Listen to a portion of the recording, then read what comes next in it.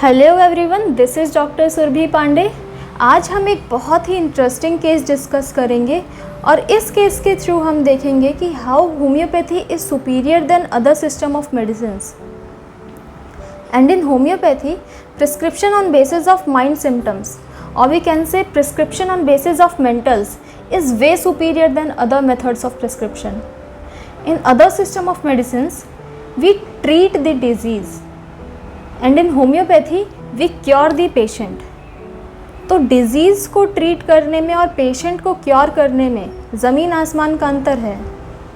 एक तरफ हम बीमारी को ठीक कर रहे हैं और दूसरी तरफ हम बीमार व्यक्ति को ठीक कर रहे हैं जो अभी बीमारी की अवस्था में है। So before going through the case, let's do a short intro. This patient was suffering from genital rashes since last 2018 और इस पेशेंट ने गाज़ियाबाद और दिल्ली एनसीआर के ऑलमोस्ट जितने भी डॉक्टर्स का इसको रेफरेंस मिला हर जगह ये अपना ट्रीटमेंट करवा चुकी थी 2018 से 2022 तक।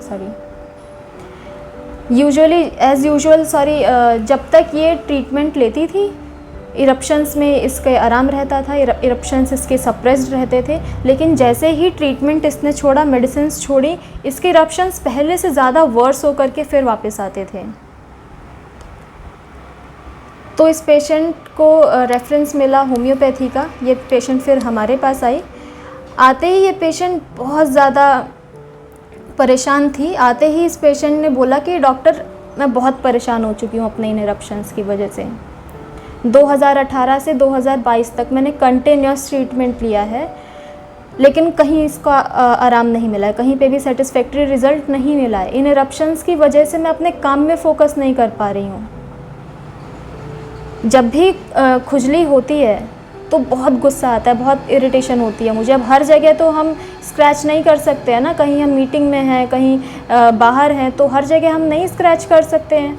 आप इसको ठीक करो कैसे भी करके। मैंने सुना है होम्योपैथी में जड़ से इलाज किया जाता है, बीमारी को पूरी तरीके से ठीक किया जाता है। तो अब आप देखो इसको, मुझको आप ठीक करो। तो इस पेशेंट की और मेरी सिर्फ यही कन्वर्सेशन हुई थी और इसी कन्वर्सेशन के बेसिस पे मैंने बहुत ही सिंपल और डेली यूजेस में आने वाले रूब्रिक्स कंसिडर किए। First was disgust. डिस्गस्ट मतलब जब पेशेंट डिस्गस्ट की फॉर्म में होगा तो पेशेंट के बात करने के लहजे में, वे ऑफ टॉकिंग में हमें झुंझुलाहट दिखेगी, जो मुझे इस पेशेंट के अंदर दिखी। ये पेशेंट पूरी तरीके से अब परेशान हो चुकी थी। 2018 से 2022 तक बहुत लंबा समय होता है। तो यहाँ मैंने रूब्रिक कंसिडर किया डिस्गस्ट। फिर जैसा मैंने अपनी हर वीडियो में कहा है कि we have to understand the core of the patient, कि उसकी समस्या उसके जीवन को किस तरीके से प्रभावित कर रही है।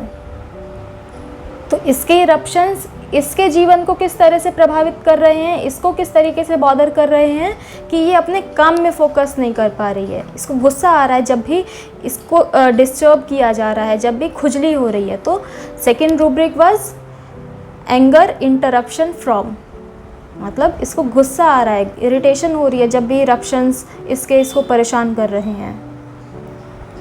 Third was disturb averse to being, मतलब डिस्टर्ब हो रहा है इसको इसके डेली रूटीन में, ऑफिस वर्क में। फोर्थ वाज मूड रिपल्सिव, मतलब अब मैम आप ठीक करो इसको, बहुत परेशान हो चुकी हूँ, अब हटाओ इन इरप्शंस को। और carry desires to be carry, मतलब आप ठीक करो, मैं हर तरफ से ट्रीटमेंट लेकर के आ चुकी हूँ, अब मैं आपके भरोसे हूँ।